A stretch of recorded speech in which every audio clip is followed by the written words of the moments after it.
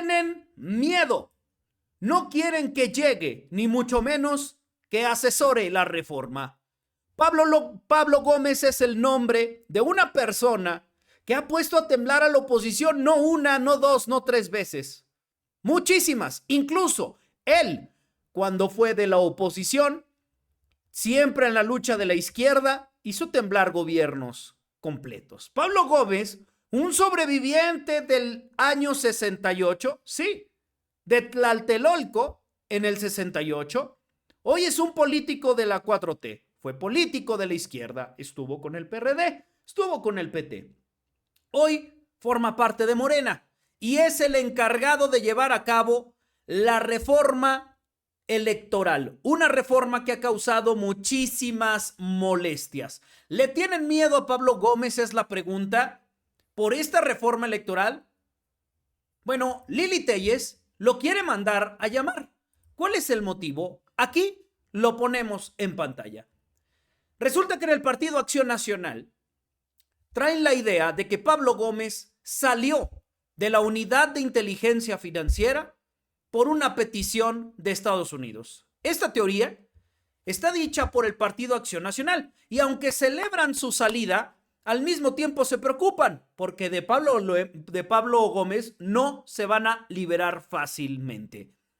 Y es que, señoras y señores, la Unidad de Inteligencia Financiera desde Santiago Nieto fue criticada por el Partido Acción Nacional debido a que aseguraban que perseguía opositores. Cosa que, amigas, amigos, se demostró que no era así.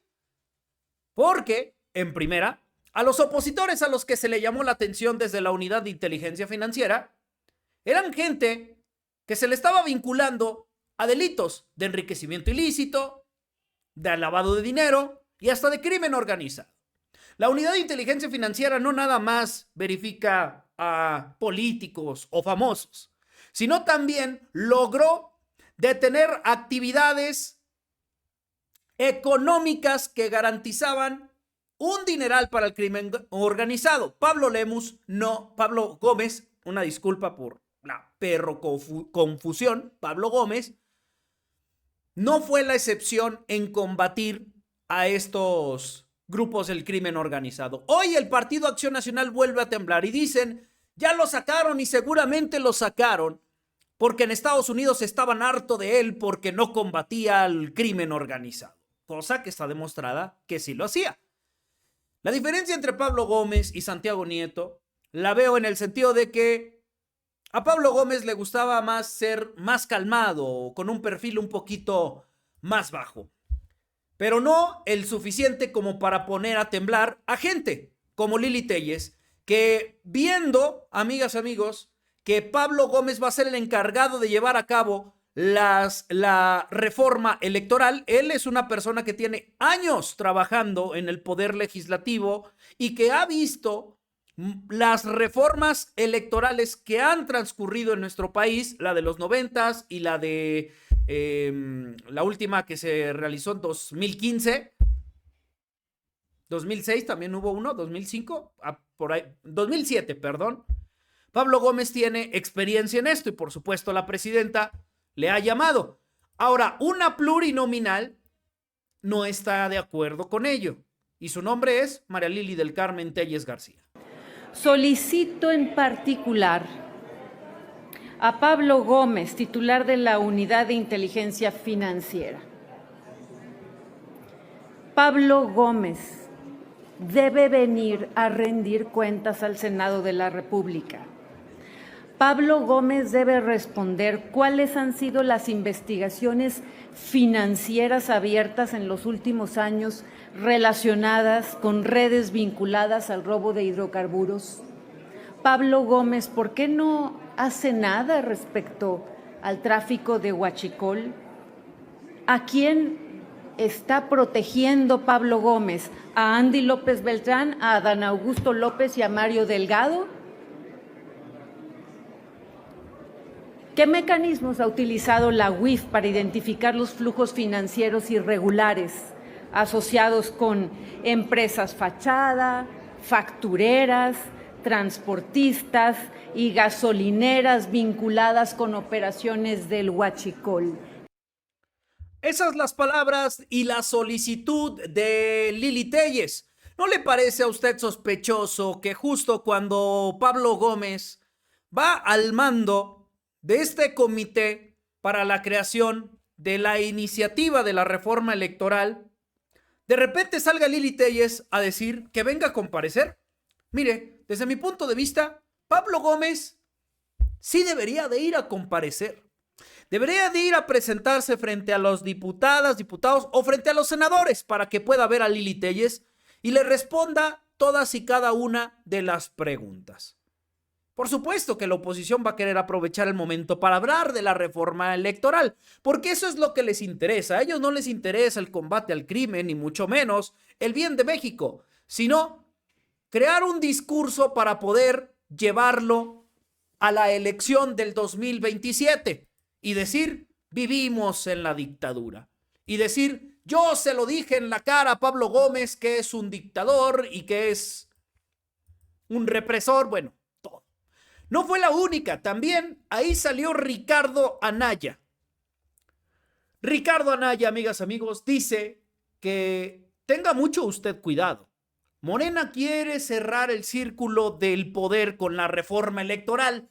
Dice que buscan controlar al INE y con esto distraer de sus nexos con el crimen organizado. Bueno, amigas, amigos, palabras de Ricardo Anaya. Usted me dice si se las cree o no. Las alarmas sobre la reforma electoral que anunció la presidenta de la República. Para nosotros esa reforma electoral es una absoluta perversidad por partida doble. Primero, porque es un distractor. No quieren que se hable de los vínculos de Morena con el crimen organizado, no quieren que se hable de la inseguridad, no quieren que se hable de la debacle económica y quieren distraer al país con una reforma electoral que nadie les está pidiendo. Y segundo, es una perversidad porque responde a la agenda de control total del gobierno. Ya hoy el gobierno de Morena controla el Ejecutivo, el Legislativo, el Poder Judicial, desmantelaron todos los órganos autónomos, recolonizaron la Comisión Nacional de los Derechos Humanos, implementaron la ley espía. ¿Qué les falta? Les falta una cosa nada más: el control del Instituto Nacional Electoral. Quieren distraer a la gente con el cuento de los plurinominales, cuando en el fondo lo que quieren es el control total de las elecciones, el control del árbitro electoral, el control del Instituto Nacional Electoral. Nosotros... A ver, yo me pregunto, pues, ¿qué no se supone que con la llegada de Guadalupe Tadei, según la oposición, hace ya, pues, 2 años? ¿Sí? Hace ya 2 años. ¿No se supone que Morena ya controlaba el INE? ¿No se acuerdan cuando marchaban con el INE no se toca? Que estaban en contra de una reforma electoral propuesta por Andrés Manuel López Obrador, que los beneficiaba a ellos como oposición, y que después de que perdieron en 2024 dijeron, ¿por qué no se hizo esto? Ah, pues porque casualmente tú, opositor, marchaste y saliste en contra de una reforma que hiciera esos cambios en el INE. Dicen que van a controlar el INE y que lo van a desaparecer. El INE va a seguir siendo autónomo, como lo es ahorita, porque ahora sí que como la chimoltrufia, dicen una cosa, como dicen una cosa, dicen otra. Y es que, amigas, amigos, suelen comentar lo mismo todo el tiempo, que el INE ya está controlado por la 4T, pero que el INE ahora sí ya va a controlar la 4T. Y al día siguiente dicen, el INE todavía está fuerte y no se deja controlar por la 4T. No se les entiende. Y ese discurso lleno de hipocresía y sobre todo de incongruencias es el que no le ha creído la gente, el pueblo de México, y por eso siguen hundidos donde siempre. Ahora, el Partido Acción Nacional acaba de presentar una contrapropuesta a la reforma electoral de Morena. Resulta, amigas, amigos, que la eventual reforma que impulsa Morena comenzó a hacer eco en los cuadros opositores, porque dice Ricardo Anaya, es que esta reforma es una distracción para que no hablemos de otras cosas. Pues qué curioso, que los que más están hablando de la reforma electoral son ellos. Y si tú has detectado que esta es una distracción, entonces, ¿por qué lo pones dentro de tu agenda? Digo, no creo que te convenga si es que es una distracción. Ahora, el Partido Acción Nacional, si es que ya tiene bien detectado que esta es una distracción, entonces, ¿por qué está presentando una contrapropuesta, haciéndole más caldo al gordo. Digo, pues estás dando más vuelo a la hilacha, ¿no? Con ello. La propuesta del PAN.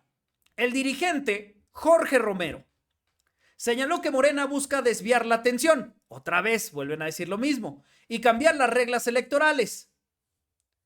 Dice el líder que busca esto, mire. Una segunda vuelta presidencial. Elecciones primarias. Nulidad si interviene el crimen organizado. Esto ya existe. Voto electrónico. Gobiernos de coalición, o sea, meterse ellos cuando no voten por ellos. Eliminar la sobrerepresentación. Pues la eliminación de la sobrerepresentación te la pusieron desde la reforma de Andrés Manuel López Obrador y no la quisiste. O sea, prácticamente todo esto tenía la reforma de Andrés Manuel, menos lo de la segunda vuelta presidencial. Qué curioso que ahora sí ya la quieran. Les molesta el tema de los plurinominales. No se van a eliminar a los plurinominales, ni mucho menos a la oposición. Créame. ¿Por qué? Porque van a seguir existiendo la misma cantidad de representantes de minoría, que los que actualmente son representantes de minoría son los de oposición, y son los plurinominales, en donde han encontrado un lugarcito. Por supuesto Morena, por supuesto el PT y el Verde viven mucho de tener plurinominales y representación de minoría. Y amigas, amigos, si usted cree que si eliminan a los plurinominales a Morena le conviene, pues claro que no. ¿Por qué? Porque ya perdería toda la base que tienen el Partido del Trabajo y en el Partido Verde. Y ya no tendrían en estos momentos una mayoría como la que tienen ahorita, ¿eh? Piénsenle un poquito. Pero en la oposición dicen que no, que es para controlar ahora sí todo. La diferencia es que ahora esos que salían de impresentables en una lista ya no van a estar. Porque ahora todo aquel que quiera en la Cámara de Diputados ser representante de mayoría o de minoría va a tener que salir a pedir el voto sí o sí. Y esa es la diferencia, amigas, amigos. Ahora, a Pablo Gómez, que tanto le critican, Pablo Gómez les tiene un mensajito que dejó desde el sexenio de Andrés Manuel López Obrador. Vamos a escucharlo. Entonces, si me permite el presidente, un tono aquí poco personal, le quiero responder al periodista que dijo que era una vergüenza que yo lo persiguiera a él por sus ideas y por su expresión cuando vengo del movimiento del 68. La generación que desde los años 60 luchó por las libertades en México no tiene nada que avergonzarse, ni dar explicaciones a las personas que se dedican a la calumnia y hacen de ella un negocio. Hacen de ella un negocio. Y este es el caso, porque el Consorcio Latinos se caracteriza por eso, con recursos públicos.